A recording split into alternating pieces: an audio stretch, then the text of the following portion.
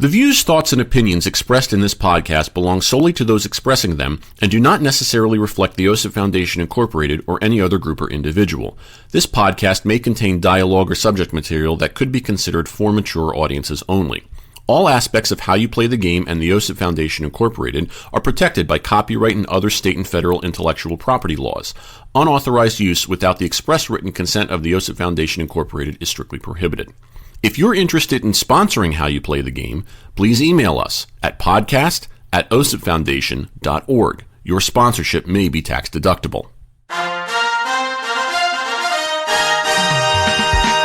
Hey everyone, welcome to another edition of How You Play the Game, the official podcast of the OSIP Foundation Incorporated. Yours truly, Jack Furlong, with you as we talk to you about what's going on as far as the world of sportsmanship is concerned. This is the first episode of the month of September. Can you believe it's flying by? I think I can't tell you how many people with whom I have chatted who have all said the same thing. The summer has really flown by, has it not? We literally just thought it was starting and it's gone. So we're in September now. I personally can't believe it myself. I feel gypped of a summer to a certain degree, but it is what it is. So anyway, the year is 2025. So happy you can be with us as always. You can be sure to check us out online at osipfoundation.org. If you'd like to contact the show, please use the email address podcast@osipfoundation.org. And, of course, we're on the socials, facebook.com/osipfoundation, X and Instagram @osipfoundation, hashtag HowYouPlayTheGame. Today we want to look at something that occurred in the U.S. Tennis Open. This occurred early in the entire event. There was a match between Daniil Medvedev. I'm going to screw up names because that's who I am, okay? And he was playing Benjamin Bonzi. And to kind of recount what happened, apparently a photographer entered the court at a time when he should not have. And that photographer's name, because we'll get into that as well, is named, and I will screw this one up as well, Selçuk Akar. Anyway, the chair umpire in this match, who was Greg Allensworth, told the photographer to get off the court. And when that happened, he immediately turned and said that Mr. Bonzi will be doing his first serve. I mean, the question was Bonzi in his first serve when the match was halted to tell the photographer to get off the court, and essentially he at that point allowed Bonzi to have his first serve again. And in this situation, Medvedev approached the official to complain, and he started saying some things and started doing some things that were completely inappropriate. He started to rile up the crowd, like really trying to use his hands to gesture that the crowd needs to be louder and more ridiculous and whatnot. And he went over to the chair umpire and started saying some things that were pretty bad. He started saying things like, and I'm quoting here from a couple of different articles from the New York Post and from ESPN, "Are you a man? Are you a man? Why are you shaking? What's wrong, huh?" He then goes over to the microphone that's on the camera behind the chair umpire and says, "Guys, he wants to leave. He gets paid by the match, not by the hour." This is pretty messed up. The chair umpire had to restore order and whatnot. At which point, after that, when Medvedev ended up losing the match, he then repeatedly smacked a racket against his sideline chair and destroyed the racket. So Medvedev was essentially fined $42,500 by the U.S. Open, which is more than a third of his tournament prize money. $30,000 of it was for unsportsmanlike conduct and $12,500 for racket abuse. It's pretty sick to allow this to happen. It's pretty sick that this is allowed to happen. And then after that, after all of this, the photographer, Mr. Akar, said, quote, "I'm a victim and totally innocent. This incident has already turned into a lynching, and although I'm innocent, I've suffered greatly. If there's a camera there, if it's monitored, it will show that I returned to the official twice and didn't enter." Whereas the U.S. Open previously came out and said that he did not follow the rules of the Grand Slam and he had his credential revoked for the remainder of the tournament. There's additional stuff that's talking about, latest bad moments for him in the 2025 major season in general. There's a lot of referencing to other incidents or things like that. I just want to focus just on this one incident in this episode rather than kind of turn this into a cacophony of denouncing tennis or things like that, because I think there's going to be plenty of time to do that. There's going to be plenty of opportunities to examine that kind of stuff. In this incident, there's a couple of things where I take some serious issue. First of all, let's take a look at the behavior of individual stars in general. There was reference to other incidents within tennis, and I feel like if all of us with a little bit of a memory can think about other times that solo athletes especially have gone on these meltdowns and how that gets highlighted. We see it really in sports all over the place, okay? You can go back and watch a game recently where St. Louis Cardinals star Wilson Contreras was essentially ejected and suspended for a tirade that he had. And it's not specific to the sports where individuals are competing. Team sports where individuals compete as part of the team can have this occur. But the amount of leeway that we have for this type of behavior is really sick. It's really sad. And rather than dissect it, I think the only way that I would sum this up is it's a shame that in tennis, we don't have the ability, the chair umpire does not have the ability to discipline in the same way that other sports do. Because what I mean by that is let's translate this from tennis to something like baseball. Okay? If a player said that to me as an umpire, that's an automatic ejection.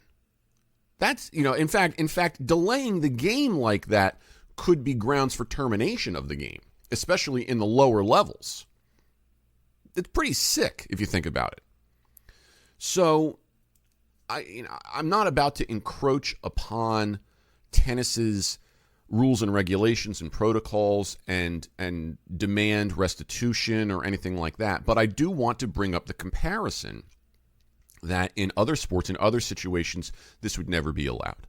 This is pretty sick. This actually, to me, it almost points more to a sickness that Medvedev might have. Like that's beyond human. That's beyond rational. What are we going to do? Blame it on testosterone, on adrenaline? I mean, if we had the ability to do that, how many more things would people do in life where I was controlled by the alcohol. I was controlled by my testosterone. Like that doesn't make it okay. It really doesn't. It's pretty sick. And then for the photographer to refer to this as a lynching, that's like, I don't even know I'm not even sure what to say about that. Like that's, I want to listen. I understand that people have feelings and people use words apparently a particular way, and But again, it's just not adding up. Things are just not adding up.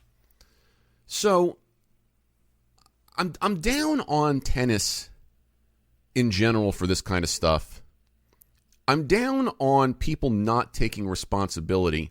And I guess the way that I would try and sum a lot of this up in terms of athletes, if you think about it just in life in general, we've all had a bad break.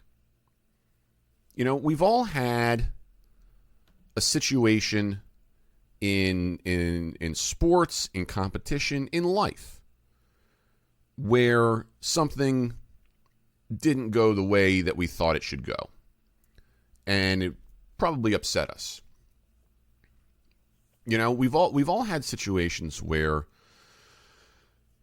man, I mean, the range of emotions probably can be all over the place. You can be disappointed, you can be angry, you can be anything and everything because something didn't go a particular way. You thought it was unfair, you thought it wasn't right, it was unjust. You know, I can think of multiple times in sports and in life for me. You know, you catch a bad call sometimes. You know, I think back to when I was playing baseball, and every now and then you're just like, geez, that was a pretty bad call. That was an incorrect call. I really got screwed out of that. But you know what? Life in general has that happen. It's not reserved to just sports. And the best athletes, the strongest people, even in life, are the ones who can overcome that. They can roll with the punches. And again, we're human. We're going to feel things. And if a lot of this stuff gets, you know, compiled at one time, yeah, I'm sure a lot of bad stuff can happen. I'm sure we can all feel pretty crappy about it from time to time. But I wish that people would use this as an opportunity to realize that we shouldn't act this way at all. We've all been given a bad break. We've all let our emotions play a role. It sucks that this had to happen on a large stage in a way that it was not good. And what I would caution people to, what I would encourage people to do is to put this in through the lens of don't let this happen to you. It's pretty messed up that this was allowed to happen. It's pretty messed up that there was only a fine, you know. I mean, listen, he got his just desserts. He didn't win. You know, he didn't win. He lost that match. And more than a third of the money that he took home was taken right back. He said some pretty messed up stuff. In fact, I don't even endorse this, but if that chair umpire had come out and like just slugged him, I would have been like, well, did you hear what he said? I'm not saying he should have done it, but I understand. You know what I mean? Like you can't, you know, sports officials are very hamstrung when it came to that. In fact, in general, people can be hamstrung because we are called to rise above this stuff. And kudos to those who do rise above it. I'm sure it doesn't help the therapy bill or the alcohol tab, but kudos to those who try and make that work. I'm really, not just am I down on Medvedev, I'm just down on tennis. It's hard to watch this sport. It's a great sport. It's a beautiful sport. But when incidents like this occur, and just a monetary fine is it, what are we doing? There are a lot of other sports where that would not be allowed. So, I guess it is what it is, but I'm sure people saw it. I'm sure people heard about it, read about it, and whatnot. And I would just highlight it in a way that says, look, we've all been dealt bad breaks, sometimes in high tense situations and sometimes in meaningless situations. Maybe we can all learn to just do a little bit better with that. You know? Just to say, don't let that happen. You're allowed to be a human. You're allowed to be upset. You're allowed to be, feeling like you got gypped. But maybe that kind of behavior is a little too far. Just a teeny bit. So don't let that happen to you, folks. That's what I'm saying, okay? Thanks for joining us on this real quick edition of How You Play the Game. As always, remember that we're online at osafoundation.org, on the socials at facebook.com/osafoundation, X and Instagram at osafoundation, hashtag How You Play the Game. If you'd like to email the show, use the address podcast@osafoundation.org. We'll talk to everybody in just a few short weeks, and until then, treat each other with respect.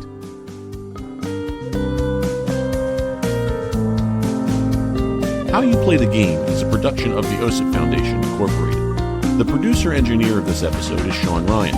Music by SoundSpring Studio. The executive producer of How You Play the Game is Jack Furlong. For more information, visit osipfoundation.org.